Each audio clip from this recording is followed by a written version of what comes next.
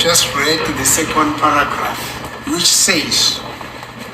is just an emphasis of what is supposed to be done when a police officer engages a suspect. And it says, this form must be completed every time the suspect is questioned, irrespective of whether the suspect is in detention after an arrest or not. Yes, but my lord, This is... Sorry, Mr. MNISI. I thought you were done. My apologies. This is law. Unless you're creating your own little law in your own little corner there. But this is South African law, as it is contained in this form. Yes, sir. The state doesn't want to interfere with Advocate MNISI's cross-examination, but the witness has said ad nauseam that the operative part is that first sentence that says there must be a consultation between the station commissioner and the prosecutor. Whatever follows must be read subject to that operative part. Yeah. Anyway, yes, Mr. MNISI. Excuse me, my lord. No, you can continue. Brigadier, Yes, my lord. would you agree with me? Now we are going to do a standard 3 analysis. Would you agree with me that there are cases where the intervention of a prosecutor would not be necessary? For instance, in a case where, actually, let me not get there. Would you agree with me that there are cases where the intervention of a prosecutor would not be necessary and the police must just investigate that case from beginning to the end on its own and table it before a prosecutor? Such cases do exist, not so? So, Yes. during the investigation process, I suppose, is that what you mean? During the Yes. investigation process? Yes. Yes. But under the Thank you. guidance of obviously the supervisor who will guide the relevant member, but the ultimate decision maker is the NPA, my lord. So that docket at one time or another will sit at the office of the NPA, and they may be of the view that look, we are not happy with what we have. Go and do 1, 2, 3 further, which has happened on this matter. We spoke about it, my lord. So the ultimate arbiter in these proceedings is actually the NPA. Whether you involve them at the beginning or you decide not to involve them, but at the end of the day, you will never get to court without sitting down with the NPA, my lord. Uzovumelana-ke nami ukuthi-ke khona-ke izehlakalo-ke la khona-ke amaphoyisa edingeka nje ukuthi-ke azenzele wona-ke uphenyo engadingekile ukuthi-ke bathole izwi-ke noma-ke umlomo obuya kwi-NPA noma-ke phecelezi-ke abashushisi. Yebo, lokho kungenzeka noma-ke kuyenzeka-ke amaphoyisa aphenye, kodwa ekugcineni-ke idokodo lelo lizothathwa lihambe-ke liye-NPA noma kubona-ke abashushisi, ibona-ke abazothatha isinqumo, ibona abazosho ukuthi cha aseneme-ke ilokhu enikwenzile noma umsebenzi enwenzile, noma ungazenzela ningabafaki noma nibafaki kodwa ekugcineni lizogcina-ke ukubona. That is what is called instructions that a prosecutor will give for further investigations, not so? That is correct, my lord. Ilokho-ke kuzobuya kubona-ke abashushisi bathi-ke qhubeka-ke nophenyo, yebo kuyiqiniso. Thank you. That will be an instance where the police have started with the investigation, they've made the arrest, they've brought the accused before court. He has already appeared at court. The prosecutor enrolls the case at court. He goes through it and realizes that we still need to get this and this and this and this and this information as part of further investigation. Do you follow? I follow, but it is not the only instances, my lord. Even if the matter is not enrolled. I'm talking about that instance. I'm talking about that instance, not yours. I'm talking about that instance. Yeah, Let's concentrate on that instance, Mr. Gininda. okay, which instance then? Let me understand. The one that I've just sketched out now. The police receives a complaint. It goes out, investigates the complaint. He found that there are merits in the complaint which warrant the arrest of the perpetrator. He goes on and arrests the perpetrator. He brings him before court, and then He takes the docket to the prosecutor enrolls the matter, the suspect appears at court. After appearance, prosecutor postpones the case. After postponing the case, the prosecutor takes the docket into his office, sits down and gives the investigating officer instructions. That is the situation that I'm talking about. Let's concentrate on that one. Well, yes, in that example that you're giving me, yes, Yes. that's how the prosecutor will give instructions. Yes. Uma ukhuluma noma ke umnikeza leso sibonelo ukuthi ke iphoyisa liyaphenya liyahamba lokupha umsolo ke icala ke lenkantolo liyahlehiswa ke bese umshoshisi ke manje uyahlala nedokodo uthi ke lobo ophenyayo akaqhubekeke ngophenyo yebo kwenzeka ke noma lokho kuyenzeka kuleso usibonelo umnikeza sona. Thank you. In that particular instance, don't you use this document, Exhibit XX, No, when you have an interview with the suspect? my lord. So, Yes. and I want to move with the example that has been given. I am asking a simple question. In that instance, don't you use a document which is called a statement regarding an interview with the suspect, this document? Don't you use it? My lord, I can hear Mr. MNISI very loud and clear without raising his voice. It's just mind it because I'm I'm not raising answering. my voice. This is Well, how I speak. it sounds like that to me because I'm going to answer you.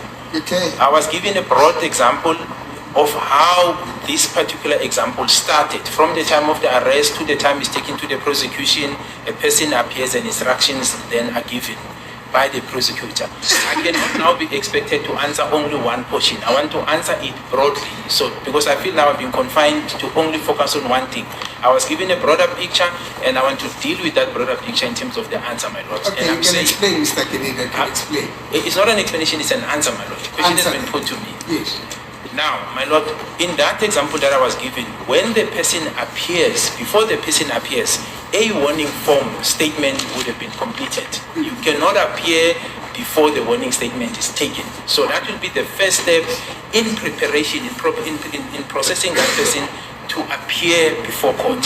So that warning statement, I want to deal with it because the question relates to the warning statement. The first part would have been completed. Secondly, the person then the docket gets taken now to the prosecution. This is the example that I was given. The prosecution, based on the evidence and explanation given to it, contained on the docket, the NPA will make a decision then to enroll the matter. In that instance, my lord, if there are outstanding investigation, as Advocate MNISI is saying, then further instructions will be given to the IO to follow. I'm not sure whether the question is to say the further instruction is that further warning statement must be taken, because at that stage, a warning statement is already taken. You cannot appear before the warning statement is taken. So if the assertion is that after the person has appeared, there is further instructions to take a further warning statement, it's an unusual practice, me as a policeman, that I've heard. It's a different story when the person has not appeared. So that's how I can answer it, my lord. Uma ngingaphendula-ke lo mbuzo ukuthi-ke manje-ke umuntu eseyibingelele-ke imantshi umshushisi-ke manje ukuthi-ke kulobo ophenya icala akaqhubekeke nophenyo ukuthi manje ayisagcwaliswa-ke yini noma le statement lesi. I-statement lesi nanjengoba kubizwa ukuthi i-warning statement, angeke umuntu ayobingelela imantshi kanti i-warning statement ayikathathwa. Into-ke leyo engajwayelekile uma kuwukuthi-ke manje ushiwo kumina ngaleyo ndlela ukuthi umuntu eseyibingelele imantshi sekufanele manje uyothathwa i-warning statement ngoba lokho kwenzeka eqaleni ngaphambi kokuthi umuntu ayovela enkantolo. Thank you, Brigadier. I know you heard me well. I think it's just that this question is rattling you. You are saying, even before the person would go to greet the magistrate, a warning statement would have been taken from him, not so? I'm saying according to the example given to me by Advocate MNISI, in that example that he gave me, because he said I must focus on that example. That's the instruction I got from him. He said, don't go anywhere, focus on what I'm telling you. The example he gave me, my lord, the person gets arrested. After the arrest, he is then processed and taken to court and the matter is enrolled. I'm saying in that particular example, there must be a warning statement taken before the appearance. I'm referring to the specific example that was given to me, my lord. Mina-ke khuluma ngesibonelo lesi esinikezwe kumina-ke ukuthi ngaphambili kokuthi-ke umuntu ayovela-ke enkantolo noma-ke ayobingelela-ke imantshi i-warning statement ithathwa ngaphambilini kokuthi kwenzeke-ke lokho. Thank you. That warning statement that must be taken before it goes and greets the magistrate. Are you not using this document? No, my lord. As I've said, there are no prescribed forms in the warning statement. I've dealt with this, my lord. There is no one specific forms in the police that says it's a warning statement. There are different ones. The important thing for practicality, my lord, it could also be this one or a different one. The fact of the matter is that there will be a warning statement completed before a person appears, whether it's this one or a different one, but not necessarily that it will be this specific one, because it depends as to whether that station or that detective has possession of this specific one, because others they've got a different one, my lord. The essence of it, there will be a warning statement completed prior to the appearances. Akukho-ke emaphoyiseni-ke ukuthi-ke kufanele kubeke iform thizeni ekuyiyona-ke ebhalayo noma-ke egcwaliswayo. Ungathola ukuthi esinye isiteshi asinayo lena mina-ke enginayo noma leyo detective unenye-ke iform, kodwa-ke kusemqoka-ke ukuthi nje kufanele ukuthi-ke i-warning statement ibe khona-ke ngaphambilini kokuthi umuntu-ke ayovela-ke kuyona inkantolo. Akunamthetho othi kufanele kube iform ethize. Thank you, Brigadier. I've just been alerted that it's time for a short attendance. But before we adjourn, I can promise you that you are going to explore this fact further. If it will be necessary, I'm going to request that it's called in terms of Section 186 of the Criminal Procedure Act. I'm going to request this court to call for us General Fani Masemola to come and explain what you've just told us. Alternatively, the national spokesperson of the South African Police Services, Atenda Mati. Alternatively, any person from the legal services of the South African Police Services. Yeah, Thank you. Before you call General Masemola. I said I'm going to request the court, my lord. In this case, was there a warning statement taken of all the accused before this court? Yes, my lord. Accused 1 up to 5. Even accused number 2? Even accused number 2.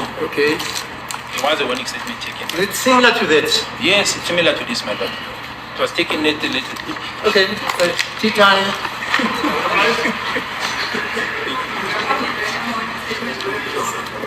Family, we are back again in the court of Rata. So today we see Rata is a bit quiet and is showing some kind of compliance on what he did on the last day, whereby he turned the court to a tavern. He turned it to a tavern. But today is a little bit cool. I think maybe it's still early in the morning for him. But we don't know how long he will keep his cool, because he might untie that cool and start to bombard everybody in court and start to act like a prosecutor, a defender, a witness and everything. We know that he's capable of that. Okay, let's get to MNISI, what MNISI has just done with Brigadier Gininda. MNISI is very smart in his approach now in the morning in court. What he is doing, he is showing that he is smart. He knows what he is doing. He's taking Brigadier in a certain corner, whereby once he's in that corner, then he will start to bombard Gininda. He started by provoking Gininda by asking what exactly happened when a suspect is arrested with his belongings. Whatever belongings that a suspect has, what happens to those belongings? He let him elaborate like he's used to. Gininda, when he starts to talk, he never wants to stop. He said a mouthful. In that mouthful that he said all what he wanted to say, then Advocate MNISI parked there and jumped to something else to find out about the rights of a suspect when arrested or accused arrested. About the rights and everything. Gininda was not aware where this guy was, because his smartness, Advocate MNISI, he tried to make Brigadier feel comfortable. He said, you are a decorated and a more senior or decorated police officer. That made Gininda ease himself and feel like, it's like, it's not MNISI who was questioning me the last day we were in court. It looks like he has repented. But it's not all that. Now when MNISI is asking about the rights of the accused or the suspect, he said them all, then MNISI pulled a certain form that needs to be followed by each and every police officer, no matter how senior you are. You have to follow that. It's a law. So it looks like that was not followed. And immediately Brigadier Gininda discovered that it looks like this guy is taking me somewhere. He started to somersault now and start to answer in a way that he's not realizing that he's tying himself in this kind of answers, because that's why he made a mistake last time saying there was a communication between number 3, accused number 3, and Kelly Kumalo. Because of his long mouth, he never stopped talking once he started talking. And when he realized in those recordings, when they bring them up, he will hate himself, because MNISI hasn't started to ask about that now. He's still trying to bring a lot of things so that this guy cannot easily untie himself. That is the smartness of Mr. MNISI. He is really doing a good job. And Gininda immediately has realized that this guy is taking me for a ride now. He keep on going back. They are asking him a simple question to answer that simple question. He keep on elaborating, saying, oh, the first paragraph, it says this, but the second paragraph, we cannot read this without reading the other one. No, that is not the question. You are not answering the question, Mr. Brigadier Gininda. Then what MNISI did at the end, before they go for break, telling Brigadier Gininda that if need be, according to this form, I will call your senior to come and explain this. I think now with Gininda, there's a lot that is going on in his head. If this guy is saying this is going to give me a problem. We don't know what he's going to say when he comes from break. What do you think, family? Do you think MNISI is still doing good in that court? I see him going far with what he's doing. MNISI is very intelligent and I don't think MNISI will take this elaboration of Gininda. It will not end good. It will end in tears, because I see where Gininda is, what he's doing. He wants to do the same thing he's been doing to Ramsipile. But Advocate MNISI is still taking his cool. There will be time whereby MNISI will tell you. He tried to cut him off some few minutes ago that I just answer what I've asked you. Stop going further. Because MNISI has got a certain line. When he wants to cut you off, he can cut you off. That's what I like with MNISI. That's a brave lawyer who doesn't take no nonsense. He's like Mngome Zulu. What do you think about this, family? Just drop your comment. Don't forget to like, share, and subscribe. Ngiyathanda nonke ngothando lukaLove. Sithi usenzwakalelanga ukucenga amadolo. He is still doing his job. We will see his job before the end of the day, that he's working hard to make sure his family gets closure. Ngiyathanda nonke ngothando lukaLove. Ngithi kini bantu bakithi bravo bravo.